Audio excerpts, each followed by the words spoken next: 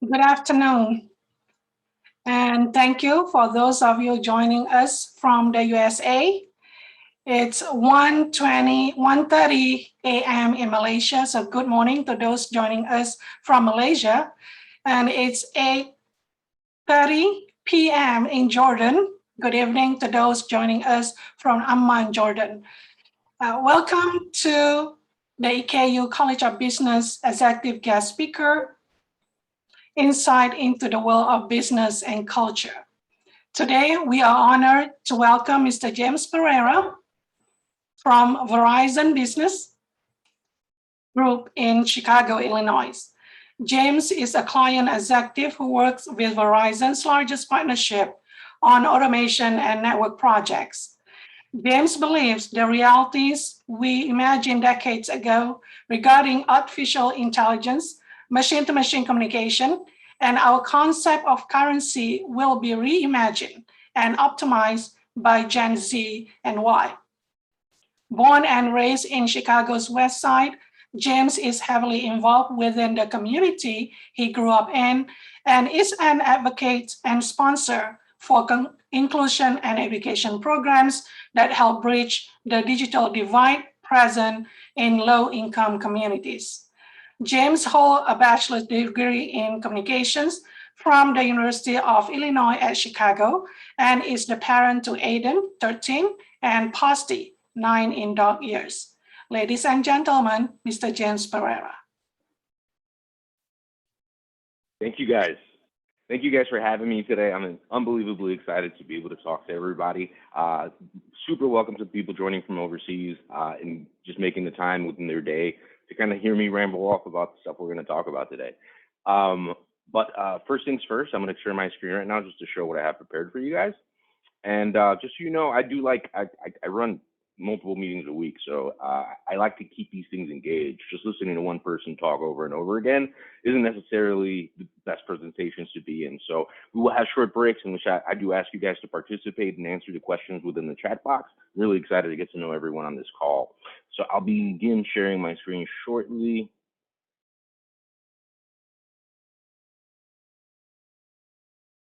And there we go. Cool. So I appreciate the introduction from Dr. Awar. What we're going to do today is talk about the world of business and how it integrates with culture. And we are going to just talk about very quickly about the framework of culture, but that's not exactly what I want to hone in on today. I really want to talk to you guys about some of the experiences that I've had kind of meshing between the business world and my background. So this is actually very exciting for me on my side. So we're going to move on to the next page. And basically who I am. Why am I on this screen? Why are we talking to each other? As far as who I am as a professional, I work for Verizon. I work on automation and end-to-end projects.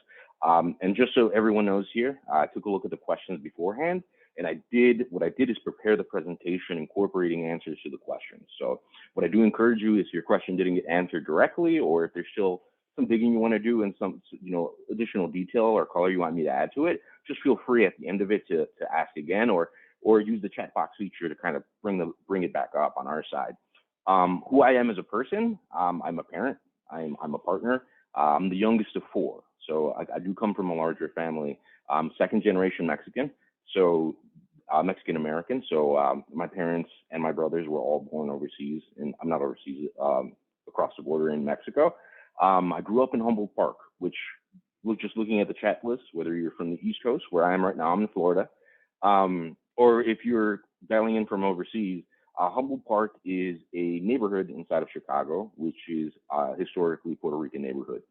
I'm native to Chicago, so I'm born and raised in that neighborhood. I actually live back in Chicago, about a mile away from the hospital that I was born. Where I got my education, CPS, so Chicago Public Schools, I am a product of that. And as far as my education, my secondary education, it would be University of Chicago. I'm a communications major, which was actually kind of fun seeing some of the questions you guys had today. Stuff that not only we were thinking about a decade ago and 2 decades ago, but stuff that I still think about actively today while engaged in the workplace and just interpersonally. Things that I'm very passionate about: mentorship, development, self-development, developing others, culture, collaboration, and community, which is why I was very excited when I got the invitation to talk about this stuff with you guys today. Just a little insight on the pictures. I like people knowing exactly who I am. That would be Aiden, my 13-year-old.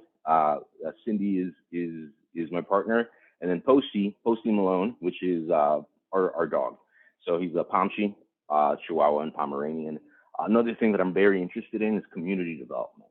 So one thing that was really important to me is kind of go back and kind of increase the value of the community that honestly gave me the opportunity to do everything that I do. So just a quick picture of my house, how it was beforehand.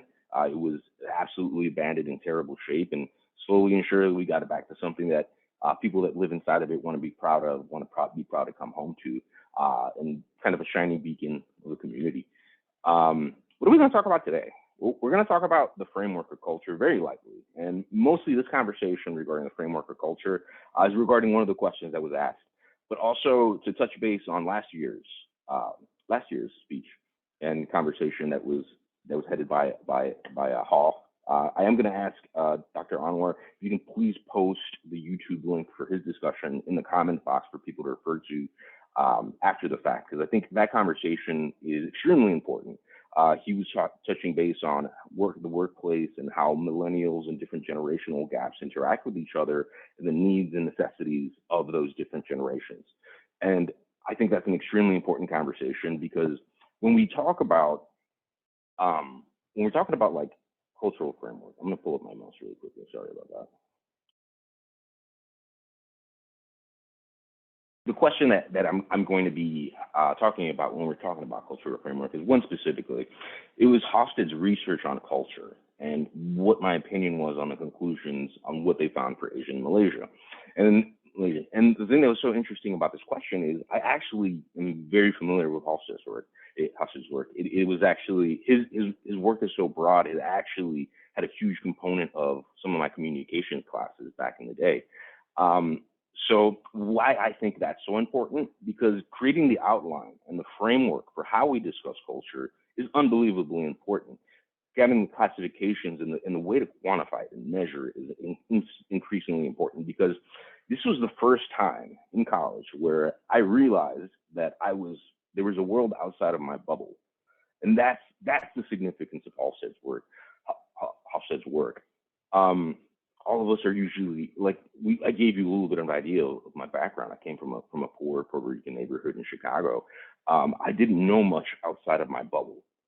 So going to school and having somebody talk about how there's different bubbles out there and how there's different norms and cultural norms outside of my bubble, that was a mind-exploding moment for myself. So having somebody ask an opinion about that was kind of cool. I'm not going to get into the intricacies of that. That is not, unfortunately, that's not my specialty. But I do want you to know that has an immense significance on how we're going to talk about the micro relationships in that. Because when we talk about like macro relationships, we're talking about differences. If I go to Brazil, if I go to Colombia, if I go to Europe, if I go to Asia, there's going to be cultural differences that create that culture shock. Like, this is different. This is not what I'm used to. But when we talk about micro connections, it's me in the United States. I came to Florida. There's a lot of things here that aren't the same as they are back home. People treat certain scenarios differently. They talk about things differently.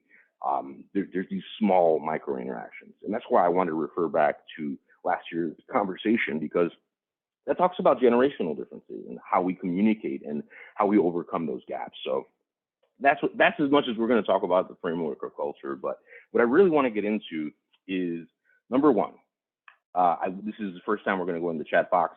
If you guys can do me a favor, can you guys put in the chat box if you guys have a pet? And what's your pet's name? Because I'm like excited to learn about you guys. Is hopefully you guys are excited to hear what I got to say today. Give that about 30 seconds. Charcoal, I love that. Oh, I want to see a picture of Charcoal now. He's the turtle.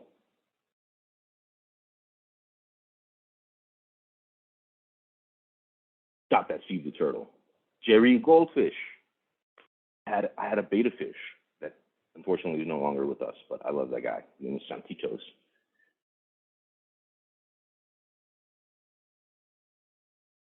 All I heard when I heard Jerry the goldfish was a Seinfeld. The beginning rang like doom, doom, doom. But thank you guys for responding and giving me a little bit of insight on what you guys are, what kind of pets and what I call personal assistants, especially when we talk about how things happened after COVID. And actually, that's the first thing we're going to talk about. When we're engaging workforce and culture, some of the most interesting questions I got were regarding what kind of adjustments we had to make to the business workforce because of COVID-19 and how it affected our personal interactions. So first things first, telecom versus in-person. This happened. This is an adjustment that we had to make.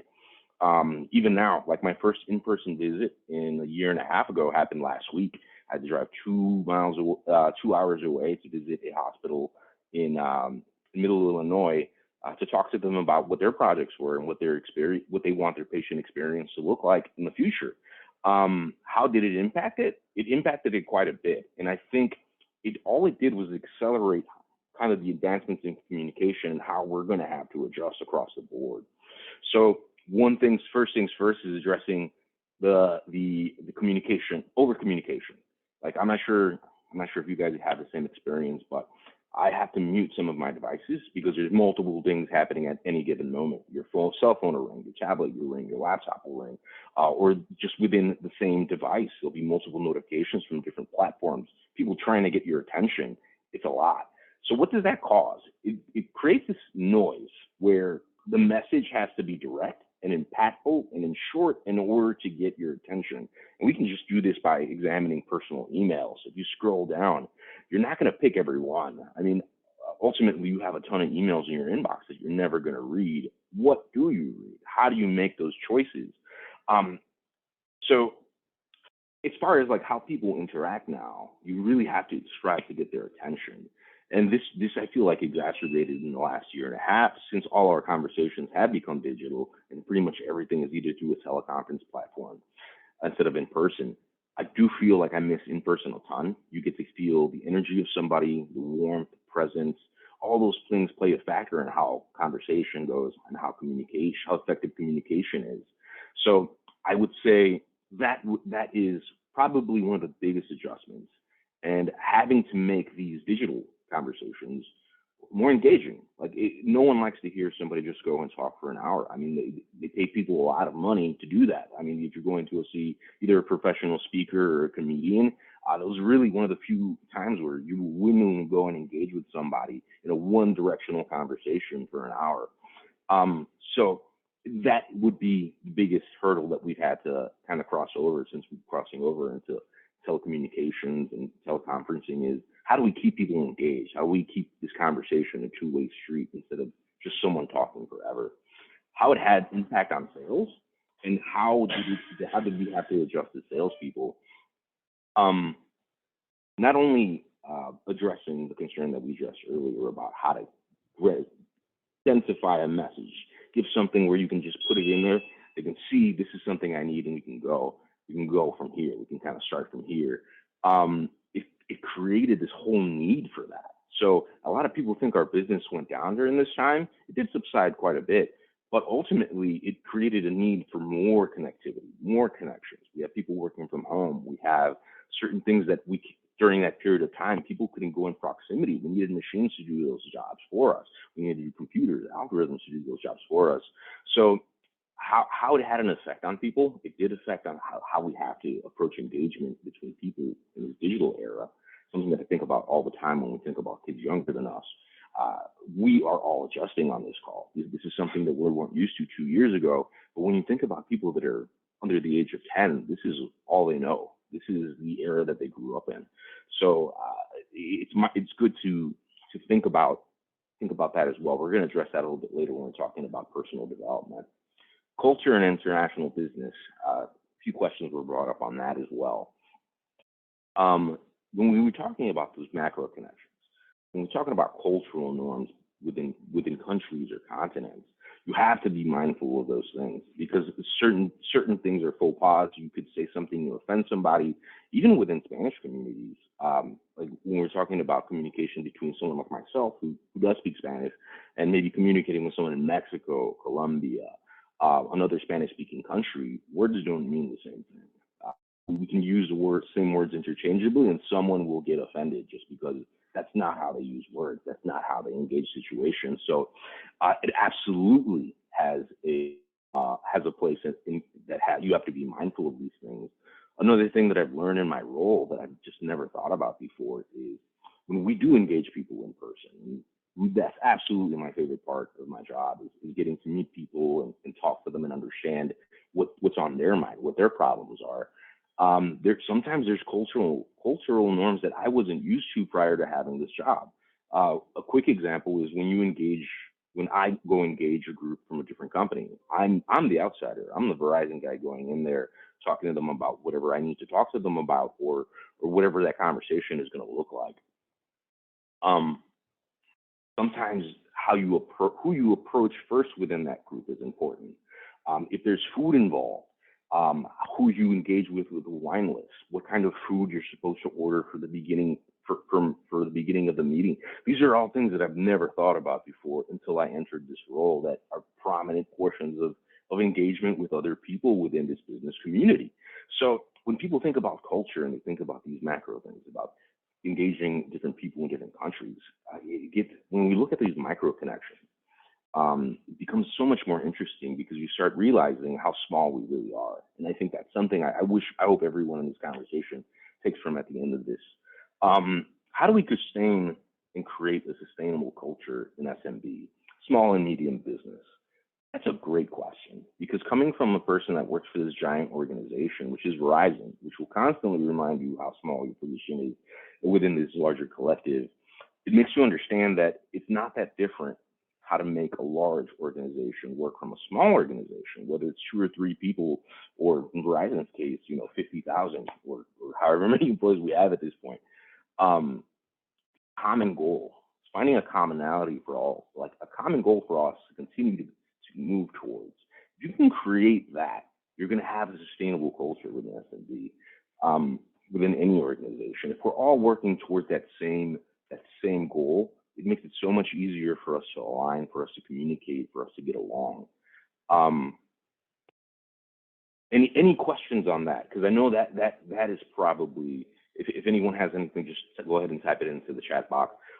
I'll be happy to elaborate if there's anything that caught your eye with anything that I was saying. Staying relevant in the workplace. This is something I'm actually going to touch on quite a bit. So when we're talking about relevancy in the workplace, this is something that affects everyone. And I wanted to make sure that I kept all the stuff that I talked about today practical and stuff that everyone in this call can replicate and kind of input, regardless of what your major is, what your profession of choice is going to be, or where you end up in life. How to navigate through an organization is similar throughout. It's actually pretty consistent. So I was taught something called PI, and this is pretty awesome. PI is performance, image, and exposure. And these have a weight. These have a weight to them within an organization. So performance is basically the status quo. Like, I do my job well. Usually within this particular pie, and if we look at it at a chart, it's about 10%. You should be doing your job and you should be performing at the very least at par. Image. How do people perceive you outside of your regular workplace, about what you do within the 9 to 5 time frame? What do they say about you? What do those conversations look like when you're not in a room? Having this in mind is extremely important because that's your brand. This is what you're building. This is what you're giving out to your workplace and to the world.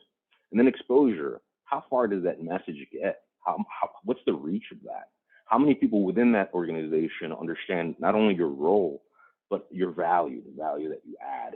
And exposure is a very interesting one because that's a lot of responsibility on ourselves. And this kind of goes into self-development. And I know there's no way to do show of hands here, but see some sort of thing we can do within the chat box. How many people here have ever had somebody come up to them and say, I want to coach you. I want to tap you on the shoulder, like, I'm going to teach you everything I know. Anybody have? Really? I'll say, Hoff said me. Well, the funny thing is, if I was going to raise my hand too, I'd probably have to mention Hoff, because he's actually taken quite a bit of interest in my development, and one of my favorite people, and one of the people I appreciate quite a bit. But it's a rarity. It is an absolute rarity to have somebody take a vested interest in you that really has no reason to take any interest in you. That's not a common thing.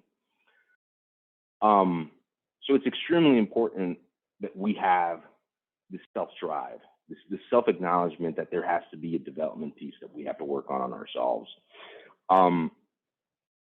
What do you guys do for self-development? That's something that I wanted to learn from people on this call. There's such a diverse group within this call. What do you guys do to help yourself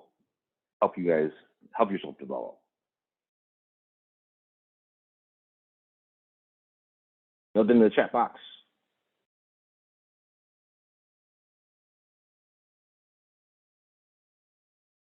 Nothing. Self-development is unbelievably important, especially when we talk about technology, and especially when we're talking about kind of the stuff that I do. I do have something fun to show you guys regarding some of the projects I'm working on. But some of the best advice I've ever gotten from a colleague was get involved in complicated projects that have nothing to do with you. So obviously I have my job and my responsibilities and the thing that I care about. I love that one. Oh man, Darlene, you're my favorite person right now, because that's exactly what I'm going to talk to you about. Self-development not only has to be kind of self-propelled, it has to be something that's self-motivated, and you actually go in and kind of grab yourself. But being involved in things that are more complicated than when you're used to, that may not have complete relevance to your role, but are crucial to your organization, that is crucial. That is probably one of the biggest tips I can anticipate to somebody else. One of the most grateful nuggets that I got. Because why is that so important? Well, because your value as you're perceived with organization is two parts. Number one, how you identify and how you address gaps within the system. So we're in a larger collective. There's problems. There's always problems. There's no perfect organization or structure. But your value comes in being able to identify gaps within the structure and addressing them. And not only that, creating connections within the structure. This is the networking part of it, where I know that this person in finances has this problem, and I know this person in procurement has this problem. How can we connect these two people to bridge this gap? That is value. That is how you get noticed. That's how you stay relevant in a workplace. Not only that, you learn yourself stuff that you can actually take either outside of work, or you can take to other organizations as kind of things change within your life. The only person that benefits from you doing this, most people have this attitude where like, this is additional work. I don't want to have to do this. This isn't stuff that's in my resume. Well, the only person that benefits from this is you. You get to understand, you get to get the education of how your organization works and the ways that it can improve. And coming into a conversation, being able to add value like that is very impactful. M2M, machine to machine, and you. We have to look at this. This goes back to looking at the bigger picture, looking at these organizational issues and how do we address them. I'm going to talk to you guys. One of my favorite questions that I got was, how does machine learning and machine communication affect my future career, and should I be concerned? The answer to that is, honestly, it's the brutal truth. It really depends on what you do. If we go back 150 years, there was somebody's job to get a toothpaste and screw the bottle cap on and put it inside a box. And that job doesn't exist anymore. A machine does that now. So it very much depends on what your role or what you're looking at, whether a machine can take your job or not. So that would be the full honest answer. But in all honesty, most of these developments of technology aren't to replace humans. It's to facilitate communication within them.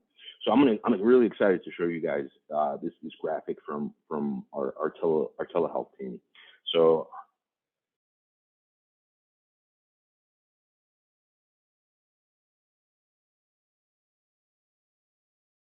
this is the future of telehealth. this is the kind of projects that we're working on. And absolutely, this is every vertical is affected, but I think this one is really neat because it's something that affects all of us. Like at some point, we're going to have an experience either at a hospital or be engaged with some sort of, first responder. How we think of telehealth right now, and what our vision for the future is. If we go down here to the Blue Jeans Telehealth, enabling video, enabling a connection that can support a high resolution video in real time in order for people to be able to communicate from the ambulance to the hospital. Imagine how that would change everyone's lives if your first responder can communicate real time everything they needed to, and there were visuals for the doctor. That way, that connection, there was no lapse in time. We can use all that time to be able to save someone's life.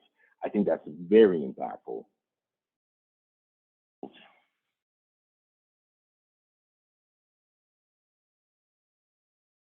It's a PDF. That's the only, I couldn't get it. No, I was saying more for the audience, James. I was saying more for the audience, not for you. Oh, okay. Maybe this wasn't, does the visual look super small on the screen?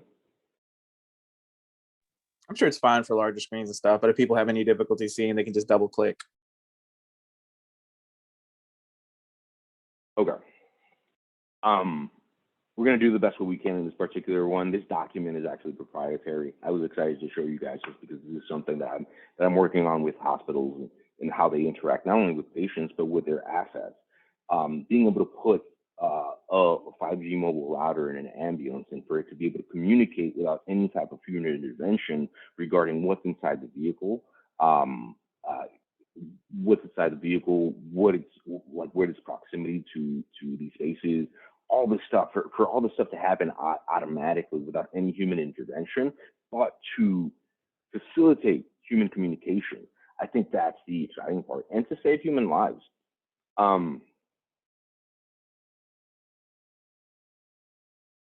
I think that is one of the most exciting parts of my job, is being able to have those conversations with people that actually have that are involved in these. Like healthcare is a perfect example, just because there's so many moving pieces. It's very complicated. It's a very, very profitable business with a lot of gaps within its organization. Being able to talk to somebody and add value to that conversation, like how do you want that customer experience to be? How do you want the digital door experience to be when we're talking about telehealth and how clients interact with their physicians? Or when we're talking about the physical door, like what does that look like when someone walks into your hospital? How easy is it for them to navigate? How easy is it for them to get their questions answered or be assigned a point of reference from that point? How do you know who's in your hospital? All those questions are super exciting. But I think the example of healthcare, even if we weren't able to see the graphic or the image, well, it should at least give you some hope that the end goal isn't to replace human beings, it's to help them and to help them communicate more efficiently and have all the stuff, as far as like microtransactions and micro communication, have that all happen instantly so that we can have the more robust, the more important communication within that framework. How do we bridge all those concepts and ideas that we had in the previous conversation into our personal life? Because ultimately, I like to think that I'm not just a Verizon employee. I'm a human being that wants to have added value, wants to have be able to have other opportunities outside of work in which either can generate revenue or can continue helping me self-develop and have a more fulfilling life. One of the most interesting questions that I had on this one is regarding digital agent social media. Like, how do we keep that separation of work and personal? Like, I think that was a really great question.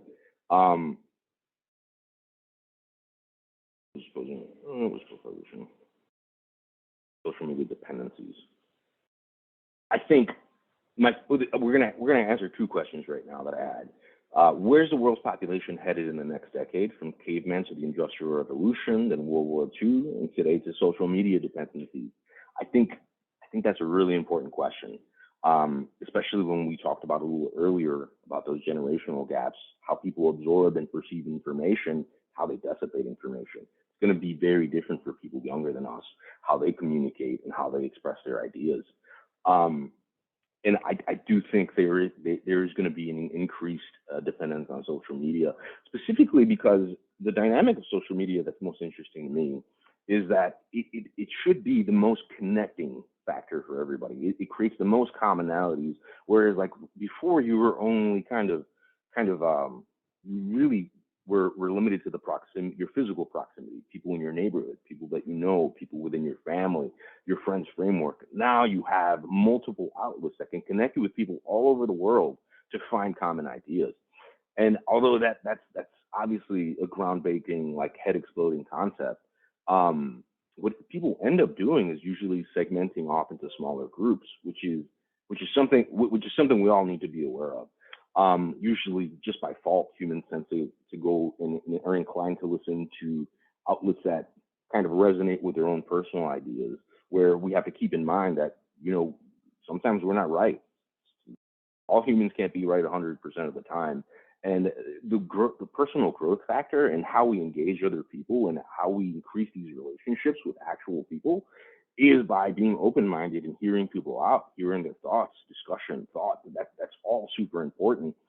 So where we're headed, I think more segmentation. Unfortunately, like more people getting clumped into like-minded groups, which is why education on these things, talking about these things, is so important.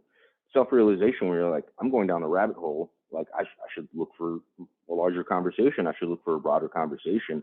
That's self-development, that's personal growth right there. Separation from work and personal is extremely important too. Just because we've all seen various instances of something coming back, that someone put in social media coming back to haunt them decades later. Understanding that, number one, whatever message that you put out there is out there forever. Like it's a full acknowledgement that you have to be aware of the information that you're dissipating onto the rest of your network. But also having this defined line where this is work and this is personal. I think everyone I know has two phones. So like work, personal. It has more to do with mental health in this particular case than anything, I think, in my opinion. Because once you get to this corporate atmosphere, there's like this innate feeling that you have to be responding to work phone calls all the time, that your time has to be completely dedicated outside of work, that you as a person, that James Pereyra as a person is a Verizon entity and is a Verizon employee 100% of the time. And although Verizon definitely is a huge component of me, and they help me pay all my bills and they do all these things that are awesome for my development, I do think that it's extremely important for you to have that space in your personal time where you just get to be James Pereyra, where you just get to be that person. So even though I brought these things from work to my vacation today, this is mostly just to make sure that I had an avenue to talk to you guys in. Just keep that separation in mind, because who you are at work definitely is a reflection of who you are outside and vice versa. But giving yourself ample time to recharge your battery and be able to come back to work and give it 110%, just because you did recharge that social battery, you recharge your personal battery, I think that's unbelievably important. So thank you for the person who asked that question. My favorite question. So this is I'm not sure if they're on the call or not, but I just wanted to give them, if I had a trophy, I would give them, they would get it for sure. I wouldn't say I like working in groups because they bring down my grades. And most of the time, I'm the one who does all the work. What's your advice?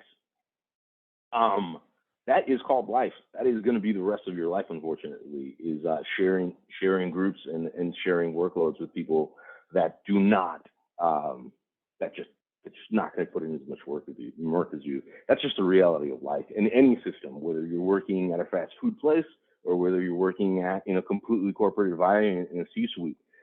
There's just some people that are just not going to pull their weight. And what the challenge is for that isn't necessarily to shame anybody or anything like that. It's, I hesitantly call it a leadership quality, because you don't really have to be, people associate leadership with being vocal and being able to being able to put everyone like in a place, or that's not the right leadership that you should be thinking about. I think one of the most powerful things you can learn when you go into a leadership position is delegation and empathy. So delegation is being able to take a very large project and break it up into smaller chunks and distribute it based on strengths. So we're going to talk about that a little bit more in the next bullet point. Delegation is extremely important for any system to work properly. Unfortunately, we all know that some people aren't good at everything, and that's okay. So it's delegation and empathy. Empathy because when we're talking about self-development, someone else asked what kind of books I read. And I read a lot of self-development books. Most of the books I read are regarding interpersonal communications, how to make messages more effective, how to talk to anybody. These are hurdles that I personally have to overcome on a daily basis. It's something that I'm probably going to be doing for the rest of my life. Learning how to talk to different people, because there's new people being born every day, and they're going to talk way differently, and they're going to have way different communication patterns. They're going to have absorption patterns. Everything's going to be different. So constantly acknowledging this and growing is an integral part in your personal development and your brand outside of just that personal bubble outside of work. So the two books that I really like to recommend to people, just because they're number one, they're inexpensive. That's extremely important to me. They're inexpensive and they're easy to read. So the first one we're going to talk about is the 4 Agreements. I think this book's about $12 or $13 on Amazon. And I think when we talk about empathy, it's something that I didn't realize in my professional life. I never learned that. And I didn't learn that outside of my personal life as well. Understanding that all of us are in a bubble. All of us have our own reality, our own framework. We always think we're right too. We have to understand that everyone is in their own bubble, and how those bubbles intersect are extremely important. So the 4 principles are actually pretty easy to remember. The first one is never take anything personally. You just can't. You don't understand what people are going through in their lives, why they talk to you the way they do. They could have just gotten in an argument with a relative, maybe with a spouse, and they're taking that energy and they bring it into the next conversation. That's not for you to judge upon. That's not for you that you just can't judge that. Just assume that you don't understand why they're doing those things. The second agreement, I'm actually going to do this up real quick.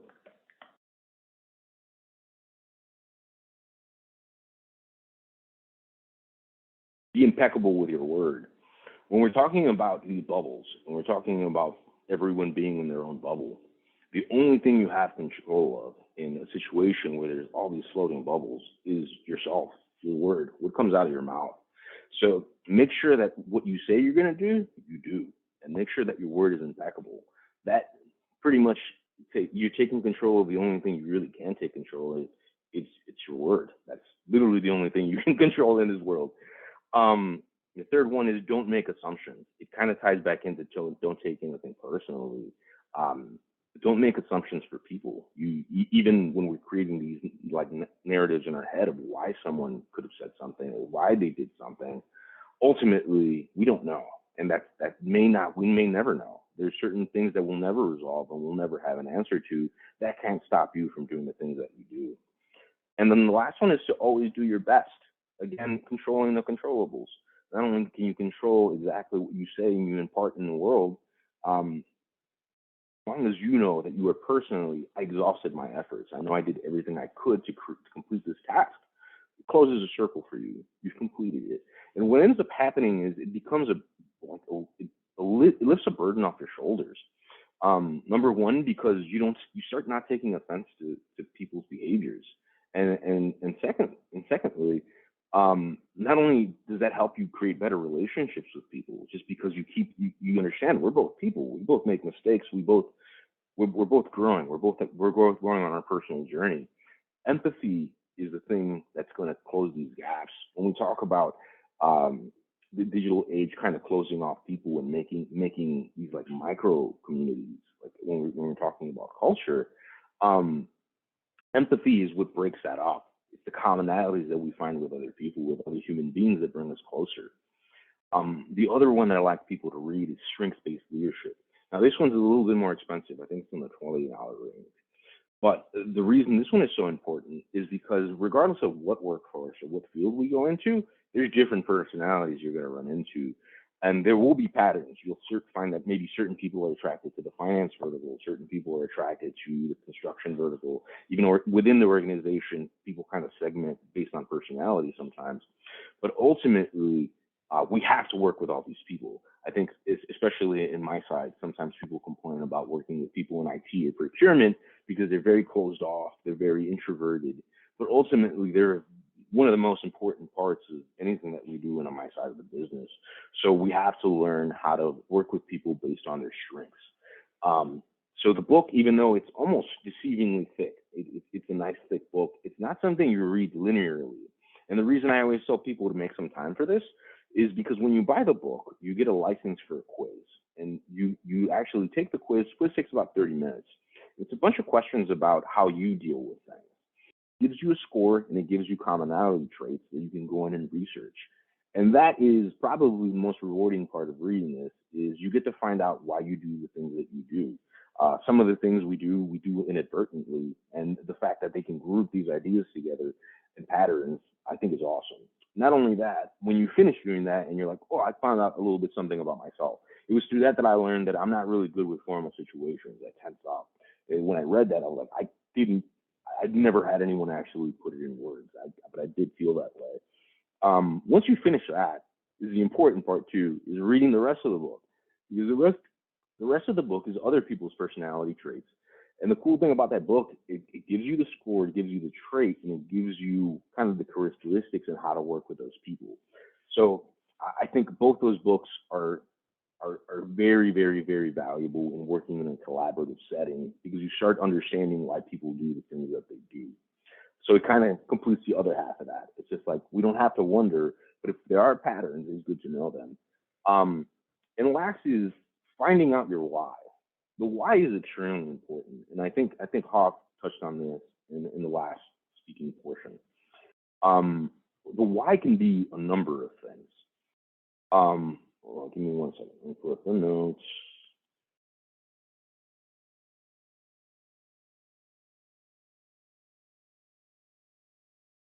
Before we go into the why, I want to hear your guys' books.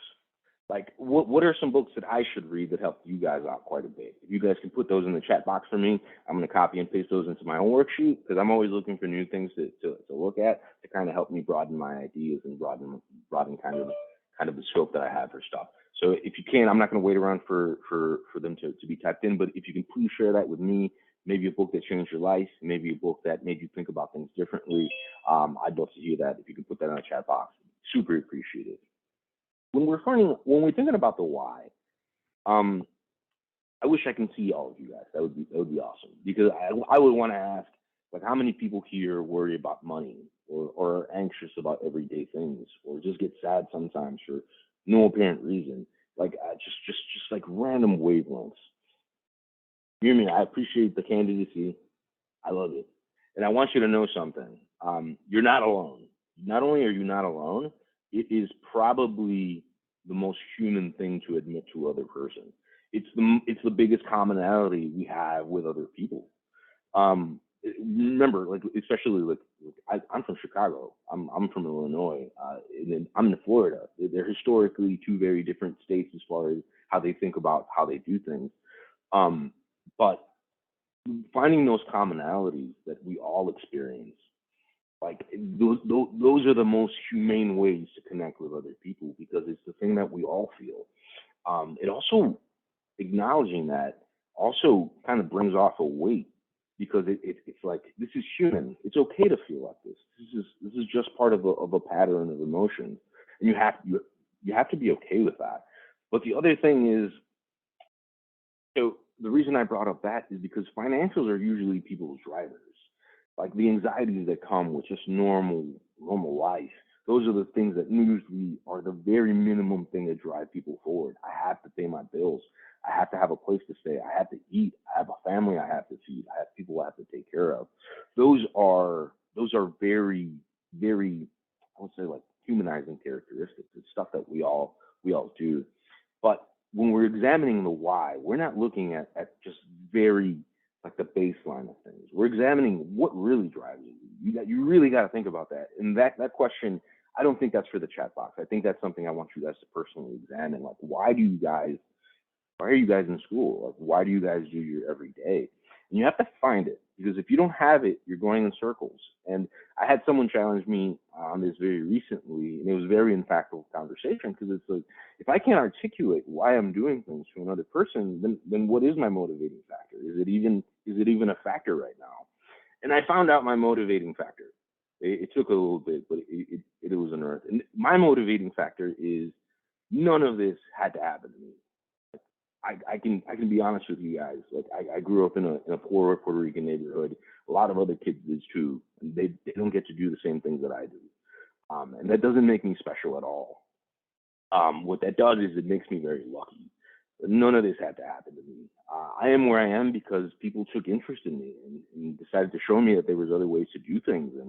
And you know, there's a larger world out there that we can be a part of, that we can contribute to. So I am the product of a collective. I'm the product of nothing that I said today is mine. All of these are ideas that were shared with me that I really believed in and I internalized. So the drive to pay it back is what motivates me. I don't like owing people money. I don't like owing people anything. And just knowing that like somebody went out of their way to say, you can do this differently, or here, let me show you this.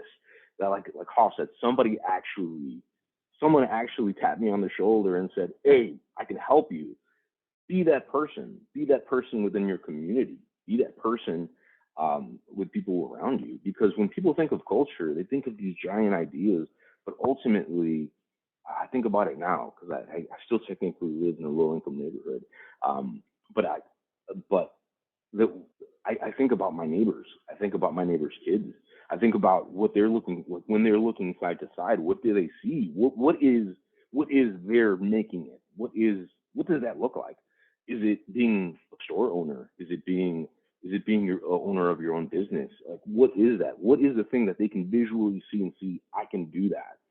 If you can be that beacon for somebody and say you can do this, that's not only powerful, it's going to generate this just other wave of people paying it forward.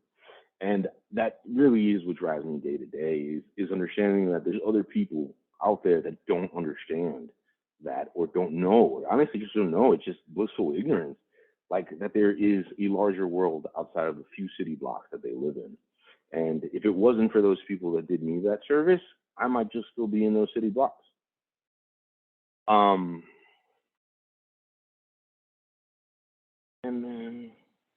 And that was it. And I think I timed it. You guys heard me ramble on for exactly an hour. You can talk. You can ask Hoff on here. That's actually how I talk. This is actually my day-to-day conversations and how I engage people. It's what I call a beautiful mess. But I really want to thank everyone here for taking the time to come on this call, ask questions, engage with me in the chat box. Everyone who took the time to put something in the chat box, I really appreciate you. But the last portion of this is going to be the Q&A, because if you submitted a question before 10 o'clock, I definitely try to incorporate it into the presentation. If you submitted it after 10 o'clock, I didn't get that. But when I looked at it, there was actually some pretty good questions too. Dr. Wang, would it be okay to let some people come off mute and just ask direct questions? Sure. I'd love to engage with people on the call. Definitely. And I think the most organized way to do this, just in case people did want to have kind of communications, is if you could just like quickly just put a little blurb of like on the comment section, just so I know you're going on there, just because right now there's nobody just jumping out to talk. So we'll create a queue within the chat box, and then I'll answer the questions that I didn't get to in the presentation while we're waiting for the chat box to kind of load. Q&A that I didn't answer within the presentation. Are 2-year-old science and mechanical engineering demanding in the future? Yes, those are probably some of the most stable jobs you can get. If I was just trying to tell somebody like you should really stick to this if you're going to go back to school. When I think about my kid, I have a 13-year-old trying to decide what he should do or where he should find his niche. The things that are never going away: healthcare, engineering, construction. well, science. And math is one that people forget about all the time. When we think about, people talk about these things like cryptocurrency, Bitcoin, blockchains, very simple words like algorithm. 15 years ago, people didn't know what that was, or people didn't like, it wasn't a common, it wasn't common cadence within just the people's vernacular. Math is such a crucial part of our everyday life. Who do you think is writing these algorithms? Who do you think is designing this stuff? Math is unbelievably important. That's another thing that I would tell, like, go do physics, go do math. You will find a job. Someone will hire you if you know how to speak that language. There was another one that someone asked me about, certificates. Now, certificates, I'm not the pro at those things, or I don't think I'm in a great position to tell you exactly what certificates to go to. But the best piece of advice that reflects kind of what we talked about today would be anything as far as looking at a larger system, because giving you examples, CRMs, customer relationship management tools, those things are large, complicated software that are so big, they actually have these micro issues where you could actually find the niche, and that is your career. You can make a career out of these little gaps within those systems. Also, other systems that are very complicated that certifications play like huge parts in it. Anything that has to do with supply chain management, those are also great certifications to look at, just because they affect every component of every business. You will find a job, or you will be a better candidate if you have certifications within those types of systems. The digital divide, that's another one that was really important to talk about. I'm going to read out the question. Millions of people in Malaysia remain on the wrong side of the digital divide. Using internet access becomes a necessity. What's a piece of advice to the education industry and to publicly policymakers everywhere in making sure that students in rural areas can compete equally in online learning environments? That seems like such a huge question for like a dude that works for Verizon, but in all honesty, I think the best answer for you is you are shooting yourself in the foot. If I was talking to a policymaker, if you don't enable connectivity within your workforce, because ultimately, what's the largest contribution any country could have to larger international business is your workforce, the people that work within your community. Like, that's what makes USA, that's what makes we have workforce, we have people that are capable. If you don't connect these people, you don't have a workforce. You're shooting yourself in the foot. So that's the argument I would make with them. And that's what I would hope they would come to realize, is like, this isn't necessary. This doesn't have to be a class issue. This has to do directly with what your country can contribute, what your workforce has. Anything that has to do with scholarships, I just don't think I'm the right audience for that. Unfortunately, I do believe that you'll have enough resources within your school to be able to get that stuff. I just don't. I've been out of school for so long. I can't point you in the right direction. Or financial aid opportunities. The digital divide, though, that's another really interesting question, just because, again, I'm still involved within my community, and I think it's mind-blowing that I live in Chicago. I live in Chicago. I do not live in a suburb of Chicago. From downtown Chicago, from what you guys think about when you think about, I live about 10 minutes away from that.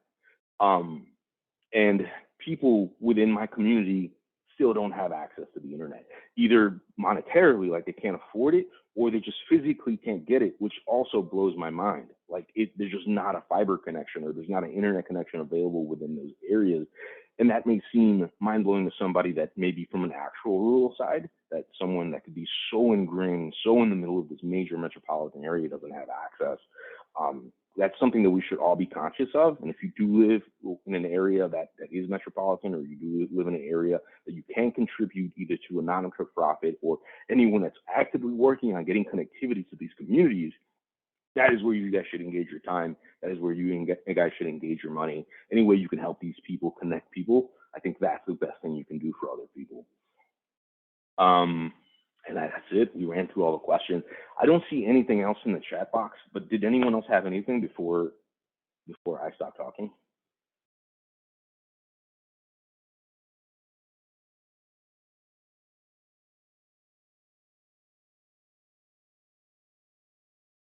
I got one. I do need a little bit more insight on it. Like, what's your opinion on social enterprise role in connecting people? Can you give me a little bit more color and detail to that question? Just so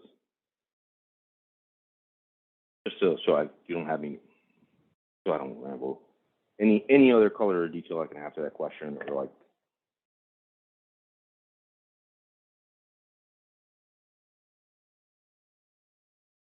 skills.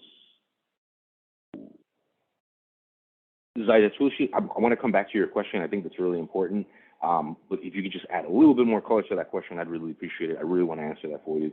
Top 3 skills students need to be successful in the 4th industrial revolution. That was a good question within the chat box too. I tried to touch on it a little bit, but malleability. In my case, I think that is the #1 thing that you got to be able to do. And I'll give you guys an example of what that is and why I think about it every day. When the job I had before the role I have now, most of the people I interacted with were median age was probably 25 to 27. So a younger demographic. Most of them were in tech, in fintech and biotech. Those conversations were very different. They were very fast paced. I talk really fast, and it's a product of that environment. Very fast paced. Sometimes business was on an instant message or on a text message. People generally know exactly what they're talking about, and we're just exchanging information as quickly as we can. But in my new job, the people I work with are mostly over 40. Most of the people that have my job are actually over 40. But it's a very different talk track. It's a very different way to communicate. You have to slow it down. You have to have reasons for stuff. You have to be able to get really nitty-gritty into the detail and have everyone comfortable with the situation. And while those 2 are prime examples, the really thing I want you guys to challenge you guys to think about is how that's going to change when you're talking to the 14-year-olds of today and the 7-year-olds of today and the toddlers of today when they are our age. When they get to our age, how is communication going to be different for those people? And it's going to change. And it's going to change. The other thing is that when people think of millennials, it's such a broad gap. It's like 2 decades worth. It's like if you were born from this year to this year, you're a millennial. It's a huge gap. Those things are going to get smaller and smaller and smaller for the new generations. I would be surprised if at this point the generational gaps are 5 years apart. And you have to think about that, the malleability of your message and how you work with different subsets of groups. If I was to give another one, always be involved in more complicated projects. I think I said that before. But you're doing yourself a disservice if you don't know how to do your job at the highest level. People, you can't fake knowledge. It's just not possible. And you can't fake experience. It's not possible. I was just talking about this with one of my buddies that works in the freight industry. If you're on the phone with someone who does freight and you don't know what you're talking about, they will know immediately. So being exposed to these more complicated projects will change your vernacular. It's like a language. You'll be able to speak in a way that instills confidence in the recipient of that message. So that's another one that I would tell you guys. How many hours sleep? Oh, my dude. Sadoun, man, you are speaking my language right now, man. Not enough. And I think people don't put in, I got yelled at for that this weekend by my buddy, but not people put enough emphasis on your health and your physical well-being. And sleep is such an important part of that. If I was to tell you things that I do that I've been doing more in practice is #1, the time that you're on your phone. There's tools that you have, whether you have an iPhone and Android, that measure digital well-being. Be aware of how often you're looking on a screen. Because if I was to give you guys an insight of the important things to us that we're working in technology, monetizing attention, like your guys' eyes are worth money. Where you guys look at is worth money, which is why you're going to see more and more things like use this app and get 4 cents for it every time you do this. Like you are a money generating object. Just know that, how important it is where you guys place your focus on. Somebody is paying for that, and someone will pay someone to get you to look at that. So keep that in mind. Measure how much time use your digital well-being tools. And the other thing that I've tried that's actually pretty practical, there should also be a blue light option to turn it off during certain times. So I have it stop displaying it from 9 p.m. at night until 7 o'clock in the morning. So it basically puts it not into grayscale, but into a scale that alleviates this, like a certain color tones that keep you up. Because that was such a great question. People watch TV before they go to sleep. People are on their phones before they sleep. People don't know that the actual light physically just keeps you up. It won't let you go to sleep. So keep those 2 things in mind. Sadoun, you're my dude. What's the best part of working with Verizon? 2 parts. First part is the technology portion. Like I constantly get my mind blown. like the things that we can do, the things that we're looking to do, all the question marks that come up with the technology. We're at so many points during conversations where we're like, can we do this? And then there's the second part of that, should we do this? So there's like the capabilities we have with technology, and then what comes with the responsibility of that technology. Those are very interesting conversations that I love to have and I love to learn. But the second part would be the people that I meet, because I meet some really cool people. I'm fortunate enough. Some of my book is like I work with Grubhub on their projects. I can say that, even though I can't tell you what projects I work with them. I work with Grubhub. I'm not sure if you guys have Cougar Talk in your area. I work with transportation companies. I work with hospitals. So getting to meet these people in different areas and getting to pick their brain and getting to know what they know. Because one thing I'll tell you guys, someone asked me how to be like a question about sales and how to introduce that. If you stop thinking about yourself and your message and what you want to say to other people, and you just put people first and like, tell me about yourself. One of the most impactful questions that I can ask at the beginning of the conversation, tell me what's on your mind. What's on your mind? Get them talking about their stuff. Because once you start seeing the gaps in their area, and once they start revealing that to you, you can do your job more effectively. Now, it's me not telling you what you need. It's me giving you advice on stuff and how you can do things better. Biggest projects. The biggest projects and the scales that we're working on are huge, and some of them I can't actually tell you about. But I think one of the I'll give you a concept that I know I can talk about, because specifically because it was with the NFL, and the NFL went out and said it. So there's no NDA, there's no non-disclosure. Is the customer experience when going into a football game, and anyone here, regardless of where you are in the world, you can relate, because you know that's a great part of fandom, is being able to be in person there and enjoy being with your team and celebrating a win, or you know, powering through a loss. The Bears were absolutely destroyed yesterday in Florida. That's why I'm here. But with the NFL's vision of the customer experience is going to be for the future, is very much based on your experience with your mobile and how it interacts with everything within the stadium. So the stadium being able to know when you're in there, have access to the stuff that you like, put advertisements and push stuff, coupons, be able to communicate directly to user and have that message be tailored specifically to you. How you pay for things, like you won't actually have to take your wallet. You'll be able to make your phone to complete that transaction, either through physical touch or through an actual engagement through an application. It's very exciting stuff, but when you think about that, a stadium full of however many people having direct engagement with each fan, that's as big of a scale as I can think of right now. What's the best ways to build killer and success? Oh, I love that question. Best way to build character and success is be very mindful of who's around you. Like everything is a team effort. People, and the people you keep around you purposefully within your network are going to be the measure of how successful you are and how you guys can excel as a group. People are the most important commodity here. It's not only that, it's just I make sure to keep just awesome people, great people, people that want to be successful, people that are just as inquisitive, people that asking questions. Those are the people I want around me. That's the best way to build character and success, is to have control of your community. Verizon isn't hard to work with. So my guy Sufyan, what does it take to be working at Verizon? I actually worked for Verizon for 12 years. I started through the retail channel. And it's the most common question I get when I tell people I work with Verizon. They're like, what store do you work at? I actually did start my career, the first half of my career started selling car chargers and cell phones at a store. And then again, slowly somebody came, they tapped me on the shoulder and they're like, we think you can do this. Would you like to learn how to do that? And then the second half of my career has just been learning constantly. It's like drinking water out of a fire hose, just taking and absorbing as much as I can and being able to spit that back out to other people.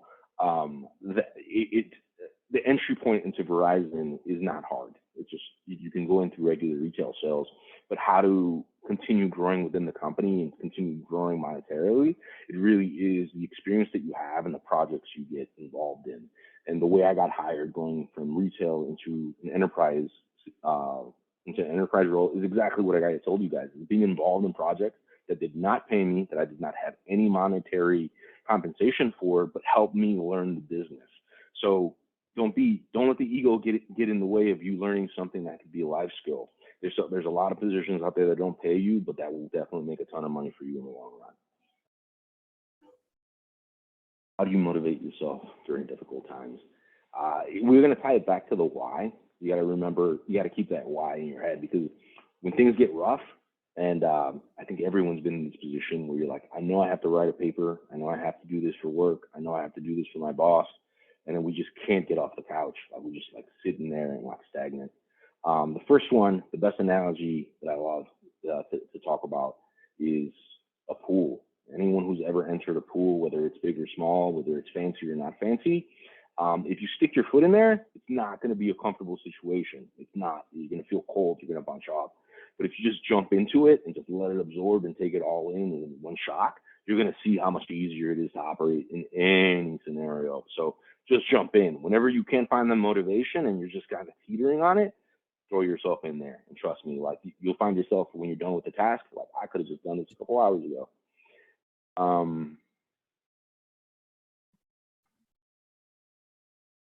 That's it. Did we ever get that project? What's your opinion on social enterprise's role in connecting people? It's just like I just needed a little bit more color to that. I'm gonna try to answer that like the way it is right now. I think it's a lot of responsibility. I think it forces people to be moderators and to be placed in weird positions on how information is dissipated and what happens within those communities. So that's how I understand that question, is like what's their role in connecting people? Because another piece of advice that I give you guys, people always like free stuff, and free stuff is cool. Like I love free stuff, but when things are free, you're the product. So like Facebook, like no one here pays for Facebook, but all that stuff, you're just feeding information into this database. So there is a responsibility for when we're talking about like social enterprise and how they connect people. Be aware of this stuff, just because you just need to be aware of it.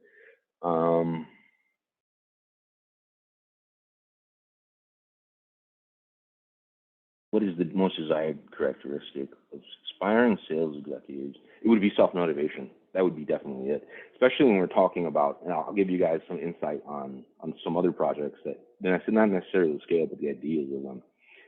Self-motivation is unbelievably important because people tend not to drive themselves. And I'm guilty of this too. I get super distracted and stuff like that.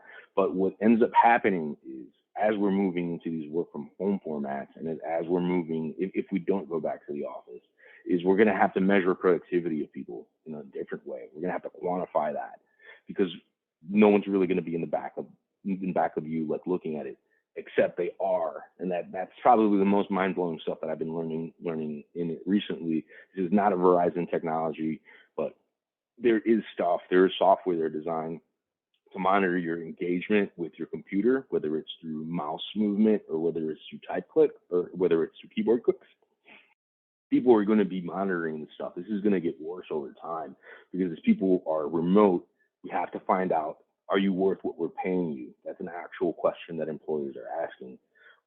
So self-motivation, being able to go in there and take that first step and get the things that you need to get done, and organization is another really important one. Those are all really important characteristics of people who want to go in this direction. Also, being able to find commonalities with anyone. I don't get the luxury of picking if I like this person's political party or if I like this person's attitude or anything. I don't get to pick that. That's not my choice, but I have to work with everybody. So the malleability that comes back into play, and your ability to talk to multiple people and from different backgrounds or introverts, extroverts, everybody, being able to work and to connect people and get the entire system moving, that's very important.